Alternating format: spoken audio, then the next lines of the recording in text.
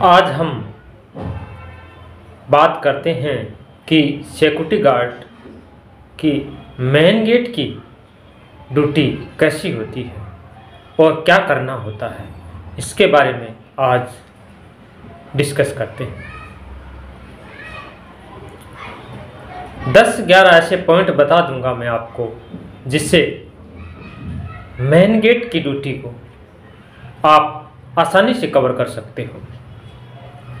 Video बहुत important है, पूरा देखिए वीडियो और एक एक बात आप गौर से सुनिए।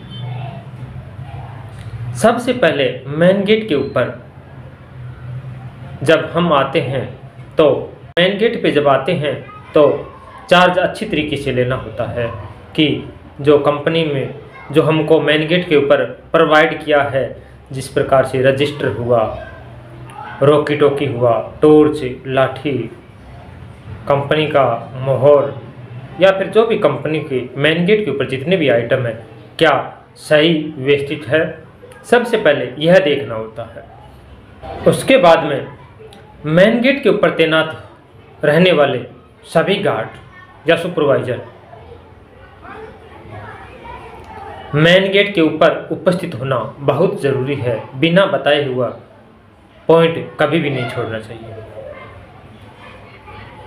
तीसरा, मेन गेट हमेशा बंद रहनी चाहिए, क्योंकि यदि मेन गेट खुली रहती है तो कोई भी इंटर कर सकता है, जिससे उसका खामियाजा हम सबको भुगतना पड़ता है।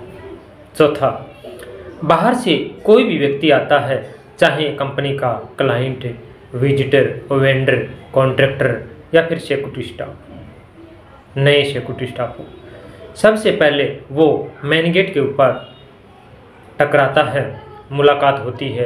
यदि हमारे आचरण, नेचर, व्यवहार, वाक्पटुता सही हो तो कंपनी पर अच्छा प्रभाव पड़ता है। यदि हमारा व्यवहार ही खराब हो तो कंपनी पर बुरा प्रभाव पड़ता है। साथ साथ में जिस एजेंसी से हम जुड़े हुए हैं और जहां हम काम कर रहे हैं और हमारा तीनों का ही इसमें इफेक्ट होता है, इसलिए आपको शालीनता से और सही तरीके से जवाब देना है। हमें 12 घंटा की ड्यूटी के दौरान तरह तरह के व्यक्ति मिलते हैं, लेकिन अपना कभी भी आपा नहीं खोना है तथा अपने आप को सही और तरीके से संभाल के रखना है। चौथा, आपको मेन गेट के ऊपर यदि ड्यूटी के दौरान आइडेंटिफाई नहीं करना आता तो बहुत बड़ी दिक्कत होती है। इसके लिए आपको ज़रूरी है कि इंटर करने वाला व्यक्ति क्या क्लाइंट है, वेंडर है, कॉन्ट्रैक्टर है, क्या है, विजिटर है, हमें ये पता होना चाहिए।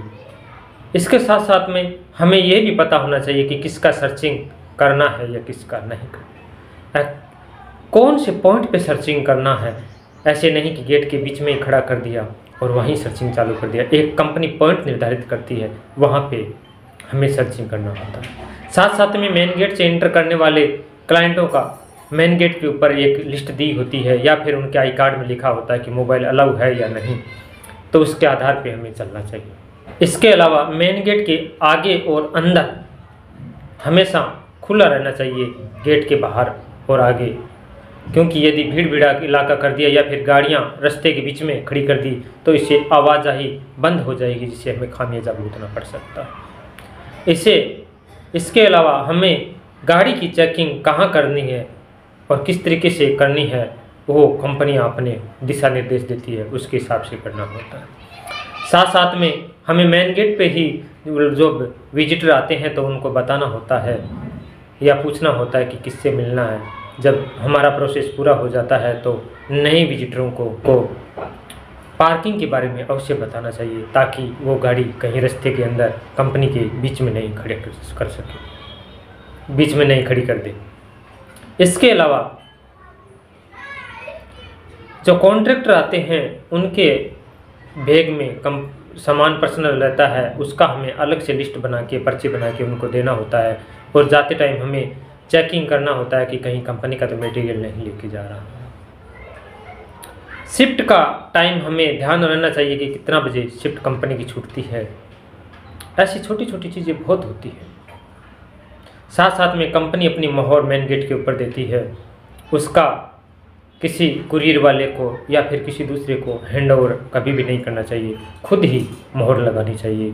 यदि कंपनी हमें प्रोवाइड कर रही है, हम कुरियर वाले को या फिर किसी को कर दिया मोहर पर, उसको हाथ में दे दिया, तो वो 2-4 जगह लगा देगा और कुरियर टाइम पर नहीं देगा, या फिर रिसीव में उसका हमारी कंपनी वेरीफाई कर दिया सिक्के से, तो फिर हमें उसका जवाब देना होगा। इसके लिए खुद तहकीकात करके ही या फिर डॉक्यूमेंट नंबर देख के ही मोहर लगाना ज़रूरी होता है।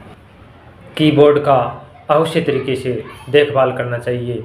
कीबोर्ड कई जगह सिस्टम से चलता है जिसमें फिंगर होता है, तो कई जगह ऑफलाइन रजिस्टर में डिपार्टमेंट का टाइम और इन करके आउट और इन किया जाता है। तो अलग अलग डिपार्टमेंटों का अलग अलग सिस्टम होता है, अच्छी तरीके से काउंटिंग करना चाहिए। रजिस्टर में एंट्री सही तरीके से और सोच समझ के करना चाहिए, उसमें काट छांट नहीं होना चाहिए, और हमें ये पता होना चाहिए कि कौन से रजिस्टर किस काम में आता है। इस प्रकार से यदि हम मेन गेट को कंट्रोल में कर लेते हैं तो फिर पूरी कंपनी की सुरक्षा